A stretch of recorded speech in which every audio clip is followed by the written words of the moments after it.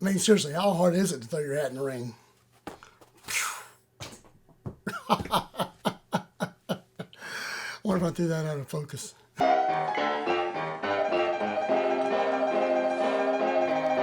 Greetings and salutations, you lovely degenerates, and welcome back to the Fuzzy Wallflower. We explore we don't forgot drinks, other way ices. I'm your host, Corey. Please forgive my voice. It's the first time about a week I've been able to talk, and I want to get this video out in a timely manner because it's election related. But I guess in the future, if you see it, it doesn't really matter. It'll just sound like crap. Anyway, I was on a website called Atlas Obscura not too long ago. If you've never been on Atlas Obscura, it's full of just interesting places and things from all over the world. I think their website, they call it A Definite Guide to the World's Hidden Wonders. Like, you got an article on the tree that owns itself in Athens, Georgia, that sort of thing. And create, some great hiking places, and there's a lot of things that aren't there anymore, like the Georgia Guidestones and stuff, but it's still interesting to read about them. And right now they have an article about presidential cakes and other desserts. And then they had an article about a drink that's very appropriate for this time of year called Teddy Hat Cocktail. This was invented during the time Teddy Roosevelt was running against Taft. And they have a nice little piece of history about it. I don't do a lot of history on here, but it's always interesting to read a little bit about it. But I came across a book that they referenced for it called Mint Juleps. What is it? Yeah, Mint Juleps with Teddy Roosevelt by Mark Will Weber. And this is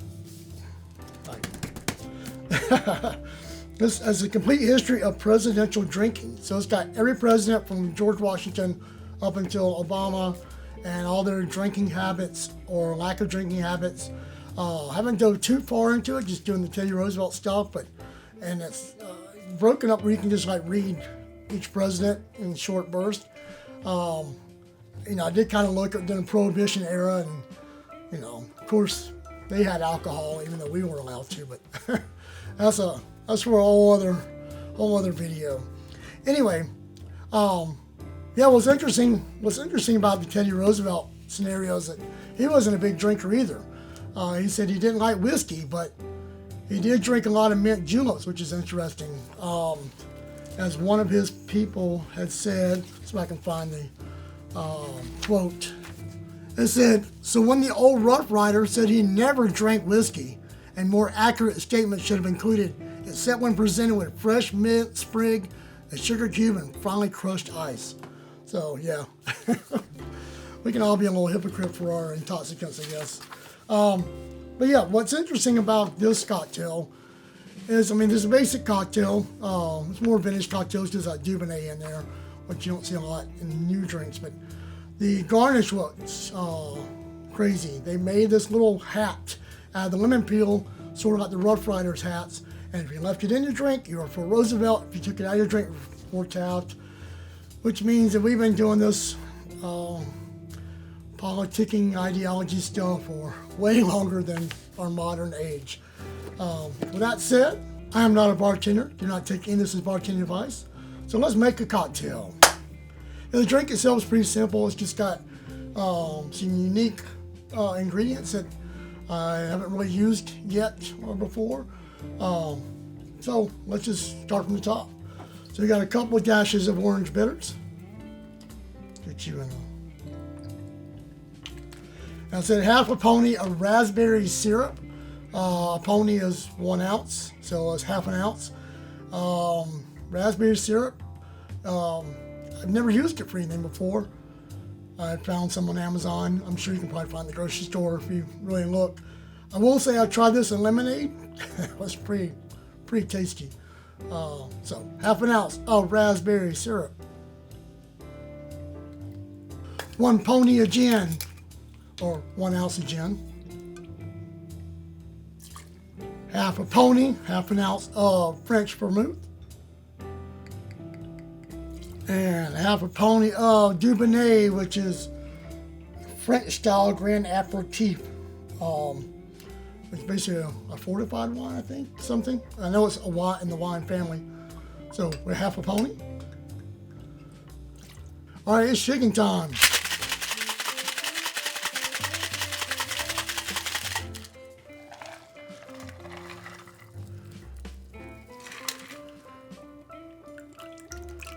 Now comes the fun part. I tried this a couple of times.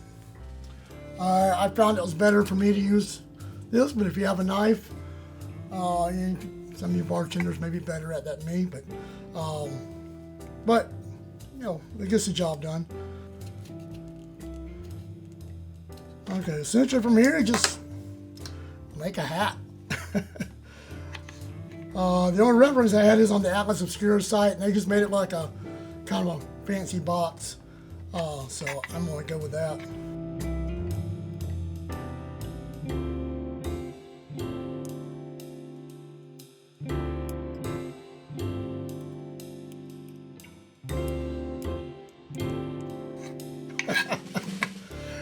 I guess it's a hat. That's essentially what it is. Maybe I guess I could probably trim it up a little bit better. Now the book says you gotta throw it in there with flair. I don't know if they mean like flair or what, but let's see if I can actually get it on the first try. Hey, there we go, first try. I guess I'm pro Roosevelt. I don't know if I can vote for him now. All right, let's see what this tastes like.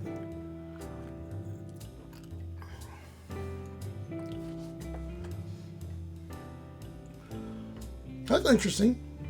You know, it's got gin, but it's not very ginny. It almost tastes more like a very sweet wine, which is Dubonnet, but yeah, it's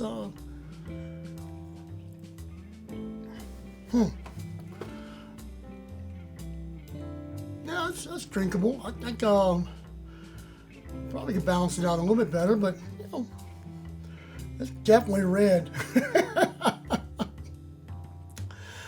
Well, anyway, make sure I was right set up. Y'all know what to do. Until next time, cheers.